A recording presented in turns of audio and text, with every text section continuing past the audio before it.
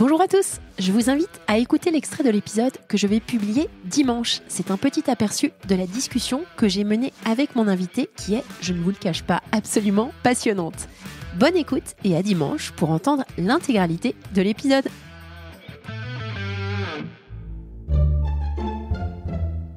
Solène Niederkorn vous propose FinScale, un éclairage sur l'innovation dans le monde de la finance, de la banque et de l'assurance. Réinventer la façon dont les entreprises se font payer. Alex Louisy, CEO et cofondateur d'Upflow. Ça a été le premier pivot qu'on a fait. C'est un pivot de distribution du produit qui a eu un impact très très fort sur l'entreprise, puisque aujourd'hui on fait plus de 60% de notre chiffre d'affaires aux États-Unis. Ce chiffre d'affaires qui est aux États-Unis, c'est pas parce qu'on avait craqué le marché français, c'est parce qu'en fait aux États-Unis, les solutions sont beaucoup plus homogènes, c'est beaucoup plus facile de nous y connecter.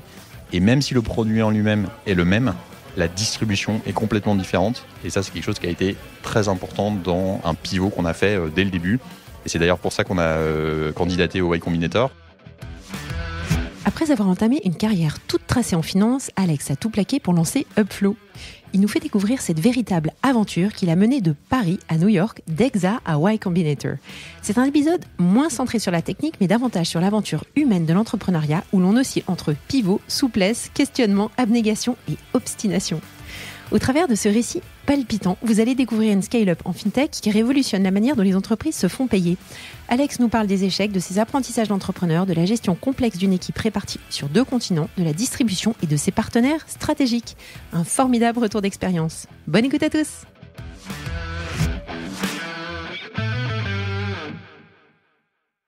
Bonjour à tous, bonjour Alex. Salut Solène, ravi d'être là. Merci de me rejoindre entre New York et Paris. Finalement, je t'intercepte à Paris pour enregistrer cet épisode sur Upflow. Ça me fait très plaisir. Est-ce que tu pourrais, s'il te plaît, te présenter à nos auditeurs ? Oui, bien sûr, avec plaisir. Donc, je suis Alexandre Louisy, j'ai 39 ans. Je suis marié, je suis papa de 2 petits garçons et on a effectivement démarré Upflow maintenant il y a presque 6 ans. J'ai toujours du mal à dire 6 ans parce que j'ai l'impression que c'était hier le démarrage, mais en fait ça fait beaucoup plus longtemps. Et écoute, avant ça, on parlait tout à l'heure de banque ensemble, mais donc j'ai une formation d'ingénieur. J'ai ensuite fait un master en finance en Australie et j'ai travaillé pendant 4 ans en banque à faire du financement structuré, donc à financer des gros LBO.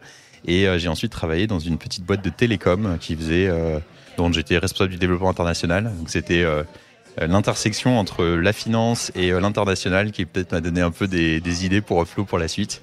Et c'est comme ça qu'on est après arrivé. J'ai toujours voulu monter ma boîte et c'est comme ça que je suis arrivé après sur le démarrage d'Upflow, qui était un projet que j'avais toujours voulu démarrer et sur lequel je me suis lancé en me disant que finalement il n'y avait pas vraiment de bon moment pour le faire. Et le bon moment, ça a été en 2017, 2018, juste après mon mariage. Et je me suis dit, allez, c'est parti, on y va. Pour être très honnête, je ne savais pas trop dans quoi je me lançais à l'époque. T'avais vendu quoi à ta femme ?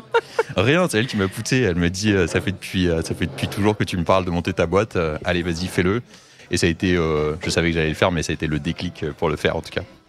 Alors justement, ton départ de boîte, c'était quoi ? Comment tu as accouché ça sur papier ? De quoi tu es parti ? D'une feuille blanche et tout seul ? Et comment ça s'est passé au tout début ? Écoute, au tout début, ça n'a pas démarré avec Upflow. Déjà, j'ai fait un truc que peu de Français font, c'est que j'ai démissionné de mon ancien job sans avoir aucun point d'après.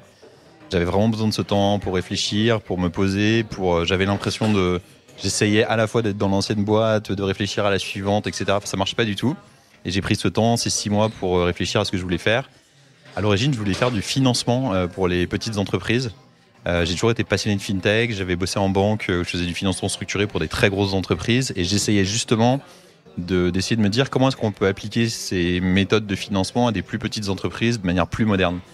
Et c'est en commençant à interviewer pas mal de directrices d'entreprises, de directions financières, d'entrepreneurs que je me suis rendu compte que sur le sujet du financement, notamment court terme des entreprises, il y avait un sujet qui revenait très souvent en trame de fond qui était sur le pourquoi est-ce que vous voulez vous financer, pourquoi vous avez besoin de financer du besoin en fonds de roulement. C'est souvent le fait de ne pas arriver à se faire payer en temps et en heure. Moi, je viens d'une famille d'entrepreneurs du BTP. J'avais vu plusieurs fois dans les entreprises autour de moi cet enfer sur terre que c'était de se faire payer par ses clients. Je pensais toujours que c'était un peu des cas isolés, des mauvaises gestions, etc. Mais en fait, en commençant à interviewer des gens, je me suis rendu compte que c'était un problème qui était hyper répandu. Ouais. Et c'est comme ça en fait qu'on a un peu repris la feuille blanche de zéro en se disant en fait avant de faire du financement et d'aider les gens à se financer, on va surtout les aider à se faire payer. Et c'est comme ça qu'on a démarré avec Upflow. Quand tu dis on, c'est qui ?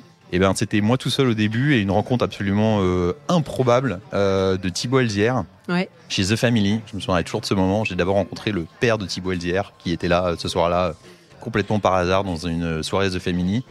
Par le père de Thibaut, j'ai rencontré Thibaut qui m'a dit viens prendre un café demain parce que on est en train de réfléchir à un sujet similaire, etc. Je connaissais eFounders de nom à l'époque, ça s'appelait eFounders, maintenant ça s'appelle Exa. Et en fait, ça a très vite cliqué avec Thibaut et toute l'équipe d'eFounders. Et après quelques semaines et mois... Qui était aussi en mode start-up à l'époque. Ouais, qui était en start-up. Alors il commençait à avoir des beaux succès. C'était le moment où il y avait Front, Aircall, Spendesk qui commençaient à vraiment prendre de l'ampleur. Et c'était déjà quelque chose, c'était toujours très start-up, je me souviens toujours du démarrage, mais c'était start-up qui avait déjà un peu sa marque de fabrique. Et moi, je me souviens que j'étais très très fier à l'époque de pouvoir travailler avec eux et m'associer avec eux, parce que c'était ce qui s'est passé assez rapidement. Et c'est comme ça qu'on a démarré Upflow donc à ce moment-là. Donc ça, c'était en 2018 et on a commercialisé les premières versions d'Upflow en 2019. Donc voilà, c'est allé assez vite. Alors j'avais creusé le sujet de Exa avec Quentin Nickmans, que tu connais bien.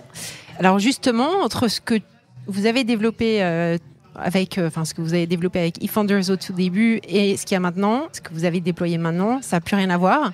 Est-ce que tu pourrais nous parler un petit peu de cette évolution, l'évolution du produit et les différents pivots qui ont eu lieu? Comment ça s'est passé? Alors j'avais fait un épisode avec Anto, que tu connais bien, sur le pivot, et je trouve ça toujours intéressant de revenir sur les lessons learned dans ce genre de moments un petit peu critiques dans les boîtes, surtout en early stage. Ouais, surtout en early stage. Vous venez d'entendre un extrait de l'épisode que je vais publier dans quelques jours. Alors ne restez pas trop loin de votre plateforme de podcast pour pouvoir profiter de tout l'enregistrement.